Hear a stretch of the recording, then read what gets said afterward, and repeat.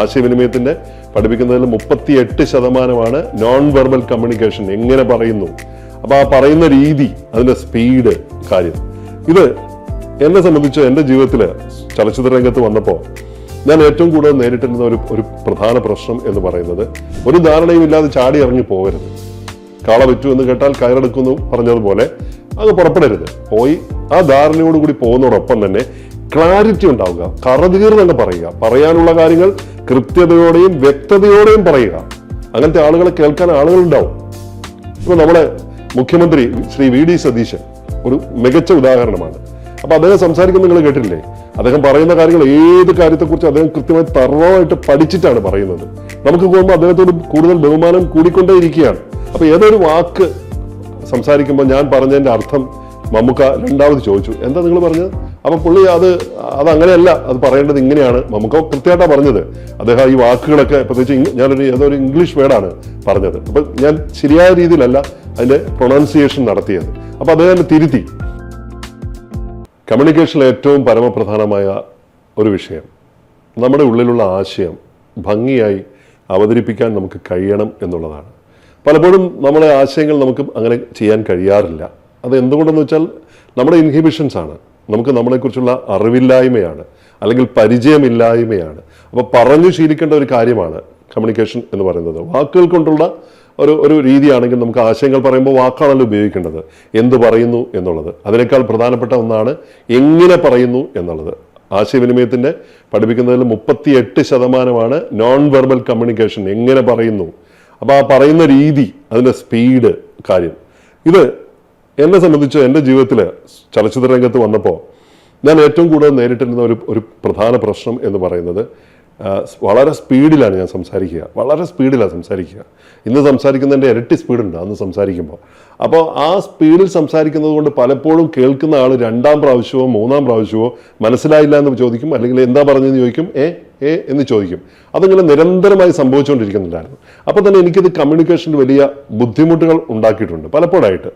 അപ്പോൾ ഞാൻ ഈ ഒരു വിഷയം ഇങ്ങനെ പോകുന്നതിനിടയ്ക്ക് ഒരു സംഭവം ഉണ്ടായി.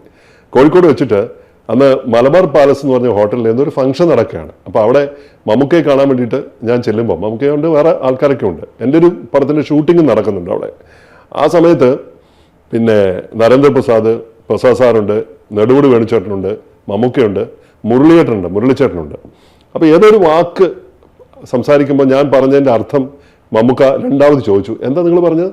അപ്പൊ പുള്ളി അത് അങ്ങനെയല്ല, അത് പറയേണ്ടത് ഇങ്ങനെയാണ്. മമ്മൂക്ക കൃത്യമായിട്ടാണ് പറഞ്ഞത്. അദ്ദേഹം ഈ വാക്കുകളൊക്കെ പ്രത്യേകിച്ച് ഏതൊരു ഇംഗ്ലീഷ് വേർഡാണ് പറഞ്ഞത്. അപ്പൊ ഞാൻ ശരിയായ രീതിയിലല്ല അതിന്റെ പ്രൊണൗൺസിയേഷൻ നടത്തിയത്. അപ്പൊ അദ്ദേഹം തിരുത്തി. അപ്പൊ തിരുത്തിയപ്പോൾ എനിക്കൊരു ചെറിയ വിഷമമുണ്ടായി. അത് എനിക്ക് കറക്റ്റായിട്ട് പറയാൻ പറ്റുന്ന ഒരു കാര്യമായിരുന്നല്ലോ.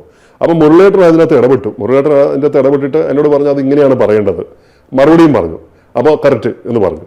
പക്ഷെ ഞാനത് അത്ര ചെറിയ കാര്യം എടുത്തില്ല. ഈ ഇത്രയും ആളുകളുടെ മുന്നിൽ വെച്ച് പറഞ്ഞപ്പോൾ എന്നെ കളിയാക്കിയതായിട്ടല്ല എനിക്ക് തോന്നിയത്. വിഷമം തോന്നി. പക്ഷെ ഞാനതൊരു പോരായ്മയായിട്ട് പലപ്പോഴും അനുഭവിച്ചിട്ട് ഇത് മാറ്റണമല്ലോ എന്നെൻ്റെ മനസ്സിലുണ്ടായിരുന്നു. അന്ന് രാത്രി ഷൂട്ടിംഗ് കഴിഞ്ഞിട്ട് ഞാൻ മുറിയിലേക്ക് ചെല്ലുമ്പോൾ പ്രസാദ് സാർ എന്നെ കാണണം എന്നറിയിച്ചു. അപ്പം ഞാൻ പ്രസാദ് സാറിൻ്റെ അടുത്ത് ചെല്ലുമ്പം പ്രസാദ് സാറിൻ്റെ തനതായിട്ടുള്ള ശൈലിയിൽ അദ്ദേഹം ചോദിച്ചു, വേദനിച്ചോ എന്ന് ചോദിച്ചു എന്നോട്. അപ്പം ഞാൻ ചോദിച്ചു, എന്ത്? അല്ല, അവിടുന്ന് സംസാരിച്ചപ്പോൾ. അപ്പം മുരളിയേട്ടൻ വന്നു. അപ്പം മുരളിയേട്ടൻ ഈ കാര്യം ചർച്ചയ്ക്ക് എടുത്തിട്ടു. അപ്പൊ രണ്ടുപേരും കൂടെ നാടക ആചാര്യനും മറ്റു നടന ആചാര്യനുമായിട്ട് രണ്ട് ആൾക്കാരാണ്, വലിയ ആൾക്കാർ. അപ്പൊ രണ്ടുപേരുടെയും മുന്നിൽ ഇരുന്നുകൊണ്ട് വാക്കുകൾ എങ്ങനെയാണ് പ്രയോഗിക്കേണ്ടത് രണ്ടുപേരും ഇന്നില്ല. അതിൽ പ്രത്യേകിച്ച് പ്രസാദ് സാറുമായിട്ട് വലിയ ആത്മബന്ധം ഉണ്ടായിരുന്ന ഒരാളായിരുന്നു, കുടുംബ സുഹൃത്തു കൂടിയായിരുന്നു അദ്ദേഹം. അപ്പോൾ എനിക്കത് അവർ രണ്ടുപേരും കൂടെ വാക്കുകളെ ഉപയോഗിക്കേണ്ട നാടകീയമായിട്ട് എങ്ങനെ ഉപയോഗിക്കണം, അതിനകത്ത് റെൻഡറിങ് എങ്ങനെയായിരിക്കണം. അപ്പോൾ അന്ന് തിലകഞ്ചേട്ടനൊക്കെ നാടകത്തിലൊക്കെ ഉപയോഗിക്കുന്ന ആ രീതികളൊക്കെ ഉദാഹരണം എടുത്തുകൊണ്ട് പ്രസാദ് സാറിൻ്റെ ചില നാടക അനുഭവങ്ങളും മുരളിച്ചേട്ടൻ്റെ ചില അനുഭവങ്ങളും ഒക്കെ വെച്ചുകൊണ്ട് ഞാൻ അന്ന് രാത്രി ഒരു 1.5-2 മണിക്കൂർ സംസാരിച്ചിട്ടുണ്ടാവും. ആ ദിവസം എനിക്ക് ഇപ്പോഴും ഓർമ്മയുണ്ട്. അതൊരു വലിയ പാഠമായിരുന്നു, ഒരു സ്കില്ല് പഠിച്ചെടുക്കുന്നതിൻ്റെ എൻ്റെ തുടക്കം എന്ന് വേണമെങ്കിൽ എനിക്ക് പറയാം. അന്ന് മുതൽ ഞാൻ ട്രൈ ചെയ്തുകൊണ്ടിരുന്നത് പറയുന്ന കാര്യങ്ങളെ വ്യക്തതയോടെയും കൃത്യതയോടെയും ക്ലാരിറ്റിയോടെയും. അതാണ്, ക്ലാരിറ്റി നിർബന്ധമാണ് കമ്മ്യൂണിക്കേഷനിൽ. നമ്മളൊരു കാര്യം പറയുമ്പോൾ ആശയം ഉണ്ടാവണം, അതിനകത്ത് സമ്പന്നമാവണം, അപ്പോൾ തന്നെ അത് ക്ലാരിറ്റി ഉണ്ടാവണം. അപ്പോൾ ക്ലാരിറ്റി ഇല്ലെങ്കിൽ പറയുന്ന ആൾ എന്താ പറഞ്ഞ് ഇങ്ങനെ ചോദിക്കും. അപ്പോൾ അന്ന് മുതൽ ഞാനത് ശ്രദ്ധിക്കാൻ തുടങ്ങിയത്. പിന്നീട് ഞാനതിങ്ങനെ വളരെ സ്പീഡ് കുറയ്ക്കാൻ തുടങ്ങി. അത് വലിച്ചു പറയാൻ തുടങ്ങി. അതിൻ്റെ ഫ്രീക്വൻസി, അത് പറയുന്നതിൻ്റെ ശ്രുതി അങ്ങനെയുണ്ട്, പറയുന്നതിൻ്റെ ഒരു ഇമ്പമാർന്ന രീതിയിൽ അത് പറയാൻ തുടങ്ങി. ഇങ്ങനെയാണ് ഞാനത് ട്രെയിനിങ് കൊടുത്ത് സെൽഫായിട്ടത് മാറ്റി ഞാനത് പഠിച്ചെടുത്തത്. പക്ഷെ അത് ആ ഒരു പഠനം എന്ന് പറയുന്നത് ജീവിതത്തിൽ ഒത്തിരി അവസരങ്ങളിൽ എനിക്കത് പ്രയോജനപ്രദമായി. ഞാൻ ആളുകളോട് കഥ പറയുന്നതിലൂടെയാണ് ഞാനത് കൂടുതൽ ഉപയോഗിച്ചത്.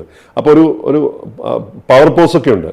പവർ പോസൊക്കെ നിങ്ങൾക്ക് അറിയണമെങ്കിൽ ഞാൻ വളരെ കൃത്യമായിട്ട് ചില വലിയ പ്രഭാഷകരൊക്കെ, ഇപ്പോൾ ഓഷോ സംസാരിക്കുന്നത് നിങ്ങൾ ശ്രദ്ധിച്ചാൽ, ഓഷോയുടെ വീഡിയോ നിങ്ങൾ ശ്രദ്ധിച്ചാൽ അറിയാം. ആ വീഡിയോ സമയത്ത് ആ സംസാരിക്കുന്നതിന് ഇടയ്ക്ക് അദ്ദേഹം വളരെ സാവധാനത്തിലാണ് അദ്ദേഹം സംസാരിക്കുന്നത്. ആ സംസാരത്തിനിടയ്ക്ക് സംസാരിക്കുന്ന അത്രയും തന്നെ പോസും ഉണ്ട്, ഗ്യാപ്പ് വരും. അപ്പോൾ കൂടുതൽ സംസാരിക്കുന്ന കണ്ണുകളാണ്. അങ്ങനെ ഇങ്ങനെ ഇത്രയും ഗ്യാപ്പൊക്കെ വരും. പക്ഷേ ആ വിരലുകൾ സംസാരിക്കുന്നത്, കണ്ണുകൾ സംസാരിക്കുന്നത്, നമ്മളെ ഏറ്റവും അവസാനം നമ്മളെ എന്താ പറയുക, ഒന്നും മിണ്ടാൻ പറ്റാത്ത അവസരത്തിൽ പോലും ആണെങ്കിൽ പോലും നമ്മുടെ വിരലുകൾ സംസാരിച്ചുകൊണ്ടിരിക്കും പറയുന്നത്. കമ്മ്യൂണിക്കേഷൻ്റെ അതിമനോഹരമായി കമ്മ്യൂണിക്കേറ്റ് ചെയ്യുന്നത് എങ്ങനെയാണെന്ന് പവർ പോസ്, വാക്കുകൾക്കിടയിലുള്ള ആ നിശബ്ദത, പറയാതെ പറയുന്ന കുറേ കാര്യങ്ങൾ അങ്ങനെയുണ്ട്. ചില ആൾക്കാർ ചില കാര്യങ്ങൾ പറഞ്ഞിട്ട് ഒരു പോസ് ചെയ്യും, ആളുകളിങ്ങനെ നോക്കും, അതിലൂടെ കുറേ കാര്യങ്ങളിങ്ങനെ പറയാതെ പറയുന്നുണ്ട് ആ നോട്ടത്തിലൂടെ, നിശബ്ദ ഭാഷയിലൂടെ. അപ്പോൾ ഈ രീതിയിലൊക്കെ പറയാൻ വേണ്ടി പഠിച്ചത് ഇത്തരം അനുഭവങ്ങളിലൂടെയാണ്. എന്നെ കേട്ടുകൊണ്ടിരിക്കുന്ന പ്രിയപ്പെട്ട ആളുകളൊക്കെ ഇത്തരത്തിലുള്ള ബുദ്ധിമുട്ടുകളിലൂടെ കടന്നു പോകുന്ന ആളുകളുണ്ടെങ്കിൽ ഉണ്ടാവുമെന്നുള്ള എനിക്ക് ഉറപ്പാണ്. ഒറ്റ കാര്യം മാത്രമേ ചെയ്യാനുള്ളൂ, പറയാൻ ഉദ്ദേശിക്കുന്ന കാര്യത്തെക്കുറിച്ച്, ആശയത്തെക്കുറിച്ച് കൃത്യമായി ധാരണയുണ്ടാവുക. എന്താണ് പറയാൻ പോകുന്നതിനെക്കുറിച്ച് ഒരു മുന്നൊരുക്കം നടത്തുക. ഇതാണ് എനിക്ക് പറയേണ്ടത്. ഈ പറയുന്ന കാര്യങ്ങൾ, ഞാൻ അവതരിപ്പിക്കാൻ പോകുന്ന കാര്യങ്ങൾ ഇന്റർവ്യൂവിലായാലും മറ്റ് ബിസിനസ് പ്രൊമോഷനിലായാലും മറ്റെന്തെങ്കിലും അഭിമുഖങ്ങളായാലും, ഒരു ബാങ്കിൽ പോവുകയാണ്, മറ്റേതെങ്കിലും സ്ഥലത്ത് പോവുകയാണ്, എവിടെ പോയാലും എവിടെയായിരുന്നാലും പറയേണ്ട കാര്യങ്ങളെക്കുറിച്ച് കൃത്യമായി ധാരണയോടുകൂടി പോവുക. ഒരു ധാരണയും ഇല്ലാതെ ചാടി ഇറങ്ങി പോകരുത്. കാള വിറ്റു എന്ന് കേട്ടാൽ കയറെടുക്കുന്നു പറഞ്ഞതുപോലെ അത് പുറപ്പെടരുത്. പോയി ആ ധാരണയോടുകൂടി പോകുന്നതോടൊപ്പം തന്നെ ക്ലാരിറ്റി ഉണ്ടാവുക, കറതീർന്നങ്ങ് പറയുക. പറയാനുള്ള കാര്യങ്ങൾ കൃത്യതയോടെയും വ്യക്തതയോടെയും പറയുക. അങ്ങനത്തെ ആളുകളെ കേൾക്കാൻ ആളുകളുണ്ടാവും. കേൾക്കുന്ന ആൾക്കാർക്ക് മനസ്സിലാവും ഇയാൾ കൃത്യമായി പഠിച്ചിട്ടാണ് സംസാരിക്കുന്നത്. ഇപ്പോൾ നമ്മുടെ മുഖ്യമന്ത്രി ശ്രീ വി.ഡി. സതീശൻ ഒരു മികച്ച ഉദാഹരണമാണ്. അപ്പോൾ അദ്ദേഹം സംസാരിക്കുന്നത് നിങ്ങൾ കേട്ടില്ലേ? അദ്ദേഹം പറയുന്ന കാര്യങ്ങൾ, ഏത് കാര്യത്തെക്കുറിച്ച് അദ്ദേഹം കൃത്യമായി തറവായിട്ട് പഠിച്ചിട്ടാണ് പറയുന്നത്. നമുക്ക് പോകുമ്പോൾ അദ്ദേഹത്തോട് കൂടുതൽ ബഹുമാനം കൂടിക്കൊണ്ടേയിരിക്കുകയാണ്.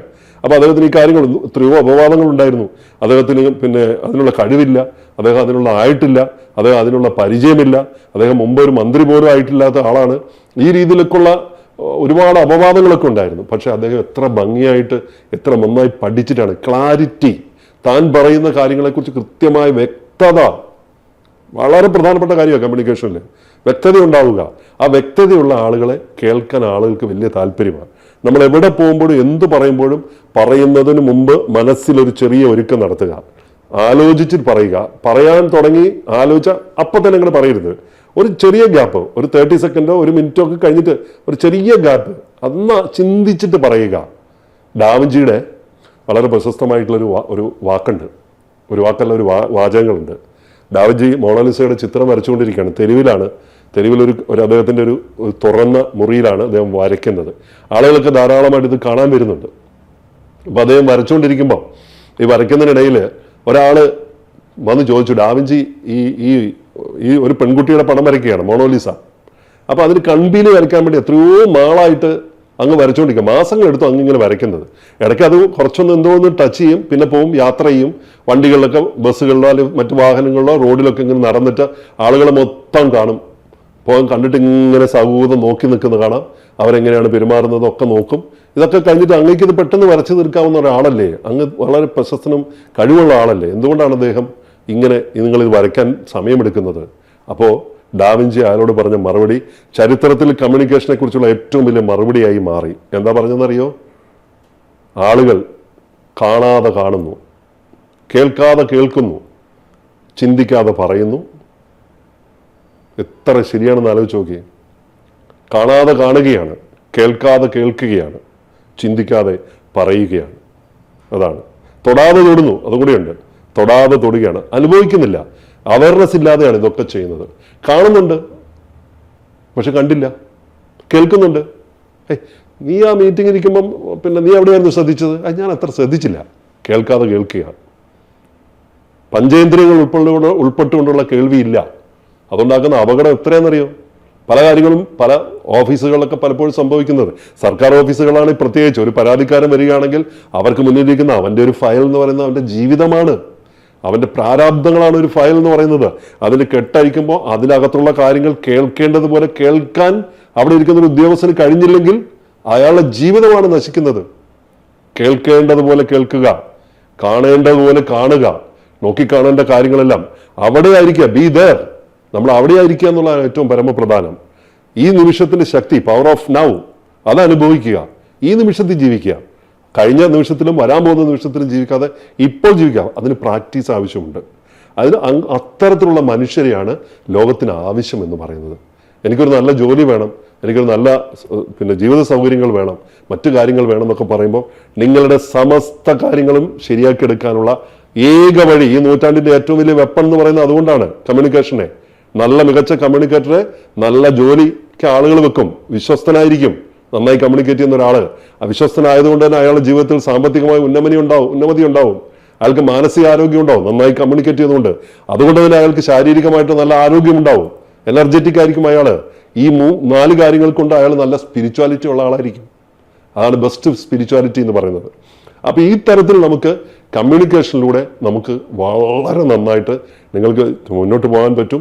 നിങ്ങൾ വാക്കുകൾ ഉപയോഗിക്കുമ്പോൾ നല്ല ക്ലാരിറ്റി ഉണ്ടാവുക, അതിനെക്കുറിച്ച് മനസ്സിലാക്കിയിട്ട് എവിടെ പോകുമ്പോഴും എപ്പോഴും ആരോട് സംസാരിക്കുമ്പോഴും പറയുന്ന കാര്യങ്ങളിൽ കൃത്യത ഉണ്ടാവുക, പറയുന്ന കാര്യങ്ങൾ വാക്കുകൾ പാലിക്കാൻ വേണ്ടിയും ശ്രമിക്കുക. പ്രോമിസ് ഈസ് എ പ്രോമിസ് എന്ന് എൻ്റെ സ്പിരിച്വൽ ഗുരുവായിട്ടുള്ള മോഹൻജി പറയും. A promise is A promise.